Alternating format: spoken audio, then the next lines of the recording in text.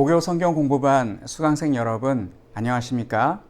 한 주간도 평안하셨습니까? 지난 한 주간 우리 사회에는 큰 변화가 있었습니다. 코로나 신규 확진자가 매일같이 1000명 이상씩 나옴으로 인해서 방역 단계가 4단계로 격상되어 이번 주간부터 모든 예배와 모임을 비대면으로 하게 되었습니다. 우리 목요 성경 공부반은 그동안 온라인으로 해왔기 때문에 큰 지장이 없습니다만 대면으로 드렸던 우리 교회의 모든 예배와 또 기도회 모임이 다시 정상화될 수 있도록 위에서 기도해 주시면 감사하겠습니다. 지난 시간 우리는 그리스도 안의 생활이라는 내용을 공부하였습니다. 다 같이 핵심 구절을 읽음으로 복습을 해보겠습니다. 나는 포도나무요 너희는 가지라. 그가 내 안에 내가 그 안에 거하면 사람이 열매를 많이 맺나니 나를 떠나서는 너희가 아무것도 할 수 없음이니라. 요한복음 15장 5절 말씀. 이 말씀은 성도가 건강하게 신앙생활을 잘 하려면 예수님께 붙어 있어야 한다는 말씀입니다. 나무에 매미처럼 붙어 있는 것은 진짜로 붙어 있는 것이 아닙니다. 매미는 여름이 지나고 가을이 되면 수명이 다하여 바닥에 떨어져 죽고 마는데 우리는 매미와 같은 성도가 되어서는 안 되겠습니다. 예수님께 붙어 있다는 것은 나뭇가지가 줄기에 접붙여 있어서 나무로부터 수분과 영양분을 공급받는 상태를 말합니다. 예수님과 우리가 하나가 되면 나무가 죽지 않는 한 절대로 가지가 죽지 않듯이 우리는 영원하신 예수님과 더불어 영원히 살 수가 있습니다. 그러면 다 같이 이과 하나님의 말씀에 의한 생활 핵심 구절을 읽어보겠습니다. 사도행전 20장 32절의 말씀입니다. 지금 내가 여러분을 주와 및 그 은혜의 말씀에 부탁하노니 그 말씀이 여러분을 능히 든든히 세우사 거룩하게 하심을 입은 모든 자 가운데 기업이 있게 하시리라. 오늘 본문 말씀이 기록된 사도행전 20장 32절 말씀은 사도 바울이 에베소 교회를 세우고 그곳을 떠나면서 그 교회 장로님들에게 마지막으로 부탁하는 말씀입니다. 자, 그러면 먼저 도입 질문을 풀어보겠습니다. 하나님의 말씀은 무슨 일을 할까요? 핵심 구절인 사도행전 20장 32절에 의하면 첫째, 우리를 능히 든든히 세워줍니다. 둘째, 기업이 있게 합니다. 하나님의 말씀대로 살면 천국에서 상급과 기업이 있습니다.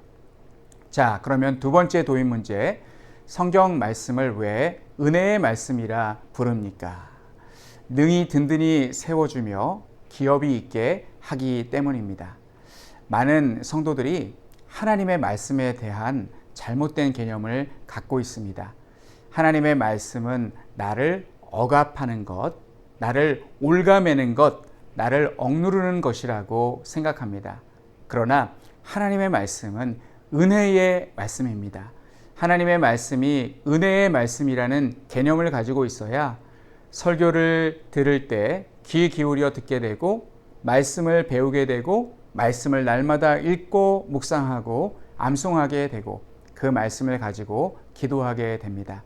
그래서 사도 바울은 주와 및 그 은혜의 말씀에 에베소 성도들을 부탁한다고 하였던 것입니다. 성도의 삶이란 말씀에 인도함 받는 삶을 사는 것입니다. 세상에 살되 하나님의 말씀인 성경대로 사는 삶이 하나님의 말씀에 의한 생활을 하는 것입니다.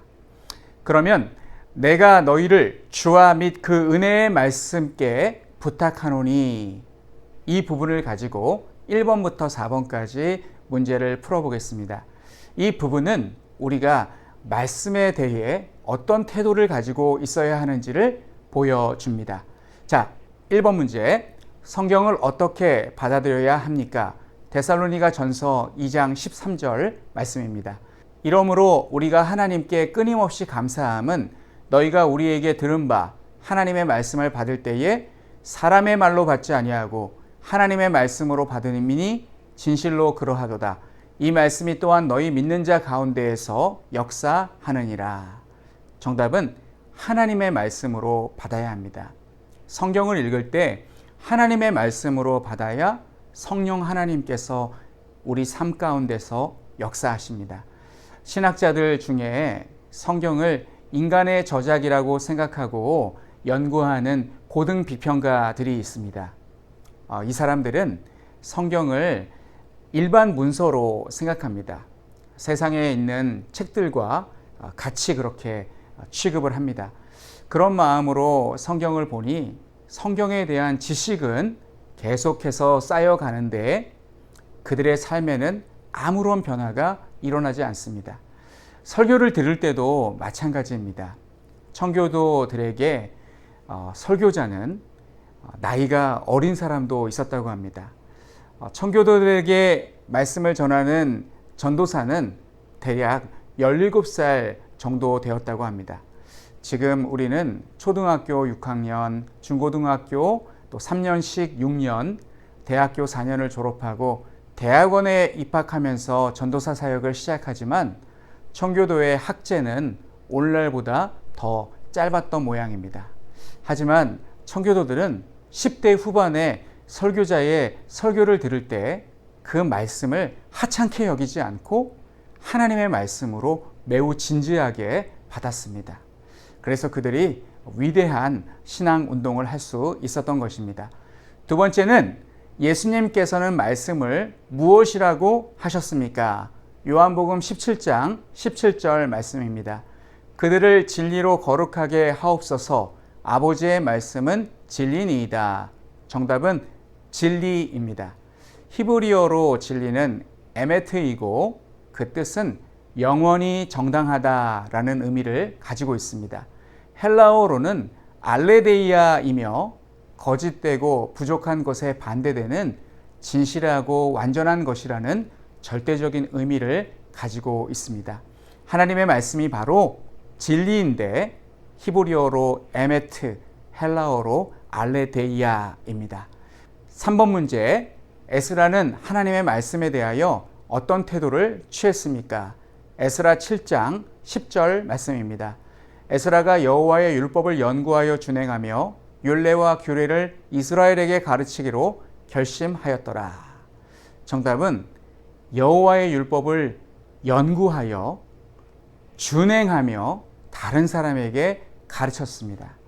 이것은 아주 단순합니다. 율법을 연구하고 준행하고 다른 사람에게 가르쳤다. 하지만 실천하기는 어려운 일입니다. 일반적으로 사람들은 남을 가르치려고 합니다. 그러나 학사 에스라는 대성경학자임에도 불구하고 공부를 했습니다. 연구를 했고 그리고 그 연구한 대로 그 말씀대로 살았고 그리고 나서 다른 사람에게 가르쳤습니다. 우리들도 학사 에스라처럼 말씀을 끊임없이 배워야 합니다. 신앙생활을 오래 하다 보면 자기가 성경을 다 안다고 착각을 하게 됩니다. 내가 교회를 얼마나 오래 다녔는데 라고 생각을 하면서 배우려고 하지를 않습니다. 교육자들도 이런 함정에 빠지기가 쉽습니다. 신학교를 졸업하고 목사가 되면 다 된 줄을 착각하는 것입니다. 그러나 우리는 에스라보다 성경을 더 모릅니다. 에스라가 율법학자였는데 그가 얼마나 뛰어난 성경학자였는지 모릅니다. 제가 아는 목사님이 유대교 랍비가 성경을 강해하는 것을 본 적이 있다고 합니다. 그 랍비는 성경을 통째로 암기하고 있어서 강의를 할 때 성경을 보지 않고 성경을 인용을 하였다고 합니다. 그래서 감탄이 절로 나왔는데 나중에는 너무나 그 지식이 해박하고 또 박식해서 나중에는 질려버렸다고 합니다. 아마 제 생각에 에스라의 수준이 오늘날 현대의 랍비보다 더하면 더했지 덜하지는 않았을 것이라고 생각합니다. 그래서 우리도 에스라를 본받아서 날마다 하나님의 말씀을 연구하며 준행하며 가르쳐야 합니다. 자, 4번 문제. 하나님의 말씀을 따라 살기 위해서는 어떻게 해야 합니까? 여호수아 1장 8절 말씀. 이 율법책을 내 입에서 떠나지 말게 하며 주야로 그것을 묵상하여 그 안에 기록된 대로 다 지켜 행하라. 그리하면 내 길이 평탄하게 될 것이며 내가 형통하리라. 정답은 늘 가까이 해야 합니다. 시편 1편 2절에서도 복 있는 사람은 여호와의 율법을 즐거워하여 그의 율법을 주야로 묵상한다 라고 하였습니다. 자, 그러면 두 번째 부분, 우리 능히라는 말씀을 가지고 5번부터 9번 문제까지를 풀어보겠습니다. 자, 5번 문제. 시편 19편 7절로 8절을 공부하면서 아래의 도표를 완성하십시오. 자, 우리 한번 도표에 있는 이 빈칸들을 채워보도록 하겠습니다. 먼저 시편 말씀을 읽어보겠습니다. 여호와의 율법은 완전하여 영혼을 소성시키며 여호와의 증거는 확실하여 우둔한 자를 지혜롭게 하며 여호와의 교훈은 정직하여 마음을 기쁘게 하고 여호와의 계명은 순결하여 눈을 밝게 하시도다. 먼저 맨 위에 칸 이 말씀의 본질은 7절 말씀에 나와 있습니다. 여호와의 율법은 완전하여, 이 말씀의 완전성에 대해서 말씀하고 있고 그 말씀의 사역은 나의 영혼을 소성케 한다 라고 말씀합니다. 자, 다음은 여호와의 증거는 확실하여 우둔한 자를 지혜롭게 한다고 말씀합니다. 말씀의 확실성에 대해서 말씀하고 있고 우둔한 사람을 지혜롭게 한다고 말씀합니다. 자, 그 다음 아래 칸 여호와의 교훈은 정직하여 마음을 기쁘게 하고 말씀의 정직성에 대해서 말씀하고 있고 마음을 기쁘게 평안하게 한다고 말씀합니다. 끝으로 말씀의 순결성에 대해서 말씀하고 있습니다. 여호와의 계명은 순결하여 눈을 밝게 하시도다. 이 말씀의 사역은 눈을 밝게 한다. 우리에게 분별력을 주신다 라고 말씀하고 있습니다. 자, 그러면 6번 문제. 하나님께서는 그분의 말씀에 대하여 어떻게 말씀하십니까? 이사야 55장 10절로 11절 말씀입니다. 이는 비와 눈이 하늘로부터 내려서 그리로 되돌아가지 아니하고 땅을 적셔서 소출이 나게 하며 싹이 나게 하여 파종하는 자에게는 종자를 주며 먹는 자에게는 양식을 줌과 같이 내 입에서 나가는 말도 이와 같이 헛되이 내게로 되돌아오지 아니하고 나의 기뻐하는 뜻을 이루며 내가 보낸 일에 형통함이니라. 정답은 나의 뜻을 이루며 내가 보낸 일에 형통케 하십니다. 민수기 23장 19절에도 비슷한 말씀이 있습니다. 하나님은 사람이 아니시니 거짓말을 하지 않으시고 인생이 아니시니 후회가 없으시도다. 어찌 그 말씀하신 바를 행하지 않으시며 하신 말씀을 실행하지 않으시랴.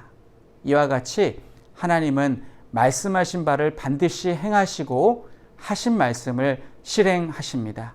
그러므로 우리는 말씀의 확신을 가지고 말씀을 붙잡고 말씀대로 살아가야 합니다. 자, 7번 문제를 보겠습니다. 하나님의 말씀은 당신의 삶에서 어떤 역할을 합니까?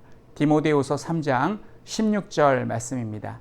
모든 성경은 하나님의 감동으로 된 것으로 교훈과 책망과 바르게 함과 의로 교육하기에 유익하니.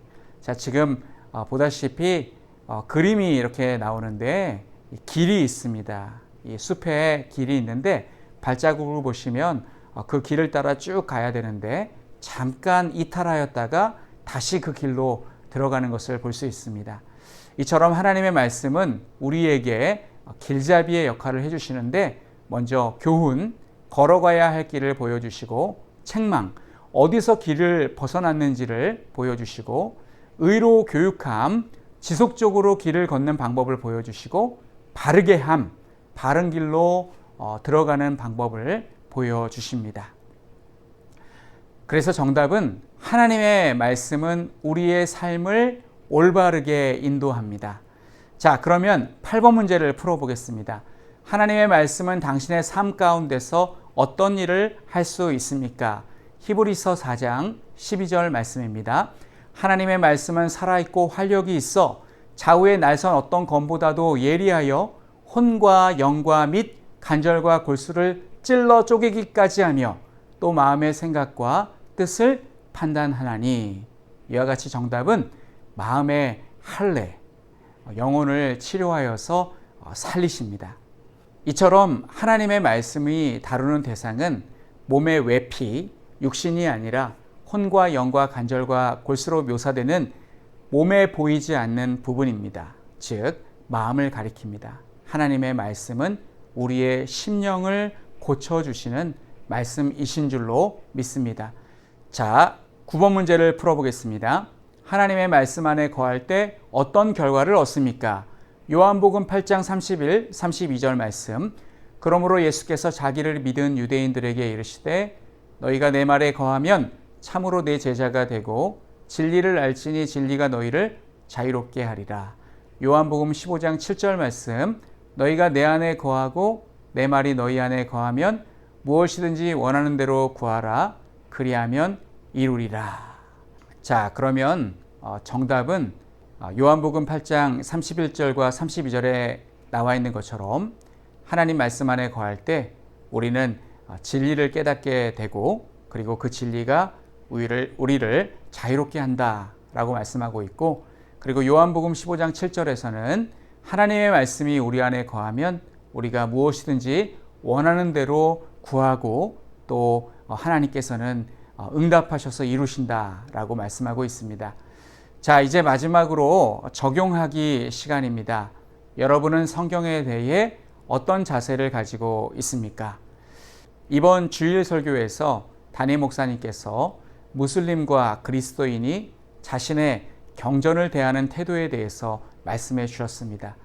오늘날 그리스도인들은 성경에 기록된 말씀이 하나님의 말씀이지 성경 자체는 하나님의 말씀이 아니야 라고 하며 성경을 함부로 취급하는 사람은 무슬림을 보고 그들이 꾸란을 대하는 그 태도를 보고 우리는 반성해야 한다라는 말씀이었습니다. 저 역시 그 말씀을 들을 때 짧은 시간이었지만 주마등처럼 여러 생각이 오갔습니다. 제가 청년 때 제가 다니던 교회의 목사님은 성경을 귀중히 여기셨던 분이셨습니다. 그 목사님은 화재가 난 집에 한 소년이 가재도구가 집안에 많이 있고 또 귀중한 것들이 많이 있을 텐데 그 중에서 제일 먼저 성경책을 들고 나와서 안전한 곳에 두고 또다시 집안의 귀중품과 가재도구를 가지러 들어가는 모습을 보고 감동을 받으셨다고 하셨고, 그리고 한 번은 지하철을 타고 갈 때에 시골에서 상경하신 것 같은 노인 부부가 자리에 착석을 하시고 그리고 보자기를 푸시더니 그 안에서 성경책을 꺼내 읽으시다가 내릴 때가 되자 다시 성경을 보자기에 싸시는 모습을 보시고 감동을 받으셨다고도 하셨습니다. 한 번은 기도원에서 이런 일이 있었습니다. 기도원에는 의자와 책상이 없고 넓은 방으로 되어 있어서 집회할 때는 방석을 깔고 앉아서 말씀을 듣고 점심때가 되면 상을 펴고 같은 공간에서 식사를 하였습니다. 오전 집회가 끝나고 부지런히 상을 나르는데 누군가 성경책을 바닥에 그냥 두고 나갔습니다.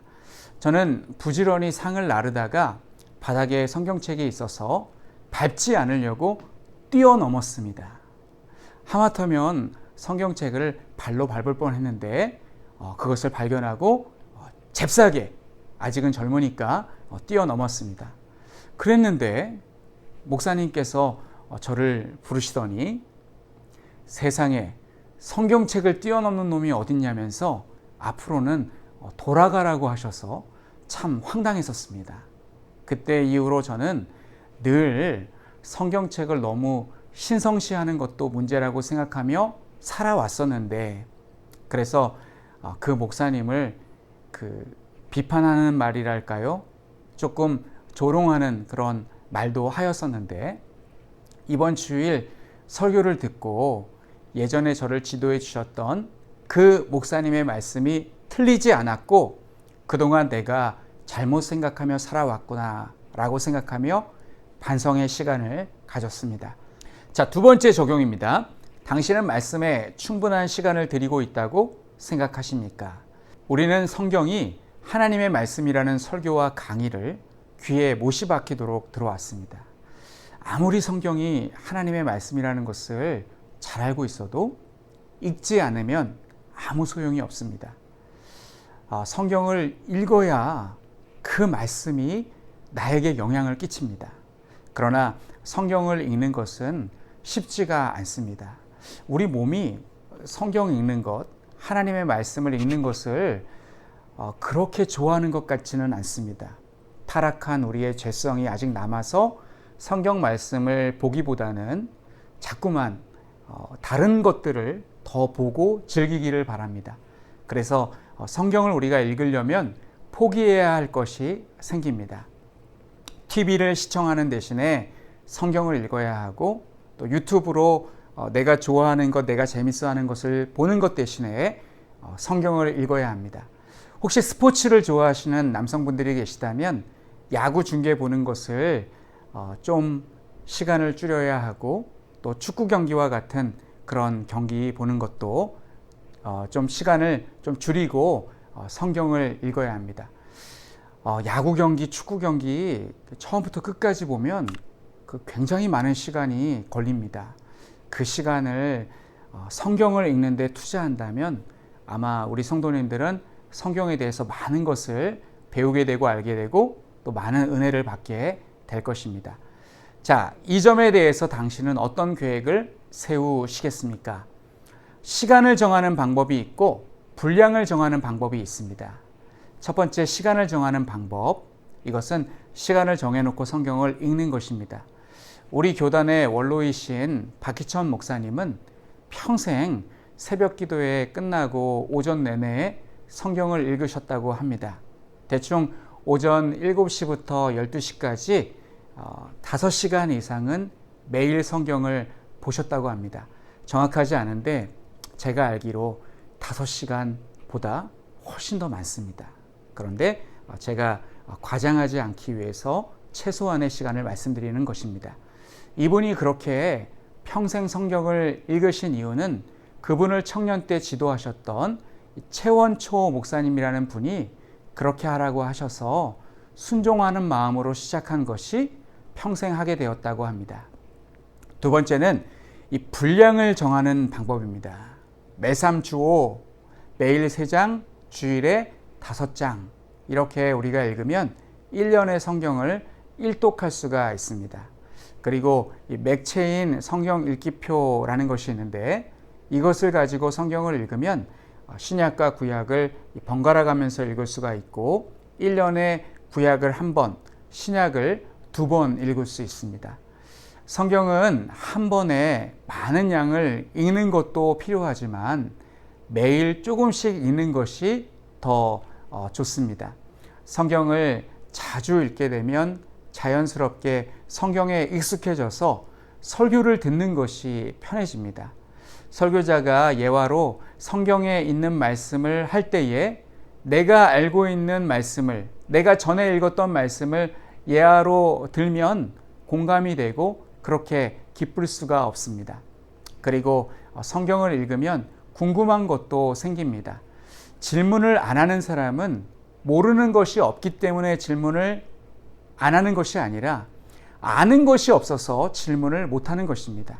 그래서 성경을 읽는 사람은 모르는 게 너무 많아서 더 배우고 싶어 하고 교역자에게 자꾸 찾아와서 물어봅니다. 교역자는 성도들에게 질문을 받으면 반드시 연구를 해서 가르쳐 주어야 할 책임이 있습니다. 이렇게 성경에 대해서 성도님들께서 관심을 가지시고 연구하면 교역자와 함께 동반 성장하는 유익이 있습니다. 저는 우리 교회 성도님들이 특히 모교 성경 공부반을 온라인으로 수강하시는 성도님들이 베레아 성도들처럼 성경을 사랑하고 상고하여서 신앙의 깊이가 해를 거듭할수록 깊어지시기를 바랍니다. 그리고 성경을 읽고 듣기만 하고 실천하지 않는 성도가 아니라 믿으시고 실천하셔서 하나님으로부터 상급과 기업을 얻으실 수 있기를 바랍니다. 그러한 복 있는 자가 되셔서 형통한 삶을 살아가시는 우리 모두가 되시기를 바라며 오늘 강의를 마치겠습니다. 지금까지 함께 공부해 주셔서 감사합니다.